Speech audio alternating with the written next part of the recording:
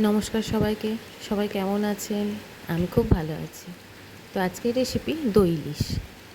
তো মাছ নিয়ে নিয়েছি, আর এখানে টক দই, নুন, হলদি, একটু লঙ্কা গুঁড়ো আর সর্ষে পাউডার নিয়ে নিয়েছি। এবার একটু চিনি দিয়ে দিলাম, কাঁচা লঙ্কা আর সর্ষের তেল দিয়ে দিলাম।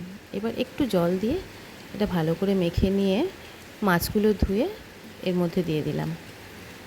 এবার মশলাটা দিয়ে ভালো করে মেখে 1 ঘন্টা মতো আমি ফ্রিজে রেখে দিয়েছিলাম। আবার একটু সর্ষের তেল দিয়ে দিলাম। আপনারা কে কীভাবে করেন ইলিশ মাছ?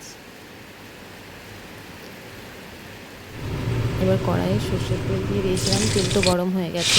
কাঁচা লঙ্কা আর কালো জিরে ফোড়ন দিয়ে মাছগুলো আস্তে আস্তে দিয়ে দিলাম। এবার গ্রেভিটা দিয়ে বাটি ধুয়ে অল্প জল দিয়েছিলাম, খুব বেশি জল দিইনি। আর ইলিশ মাছ তো এমনিও বেশিক্ষণ লাগে না রান্না হতে। 10 মিনিট মতো ঢাকা দিয়ে রেখে দিয়েছিলাম। আবার ঢাকনা খুলে কাঁচা তেল আর কাঁচা লঙ্কা দিয়ে আবারও 2 মিনিট ঢেকে রেখে দিয়েছিলাম।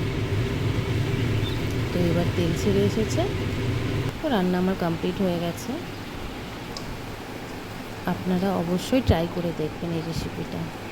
আমার তো ভীষণই ভালো লাগে, আশা করি আপনাদেরও ভালো লাগবে। আর অবশ্যই জানাবেন আমাকে। টাটা।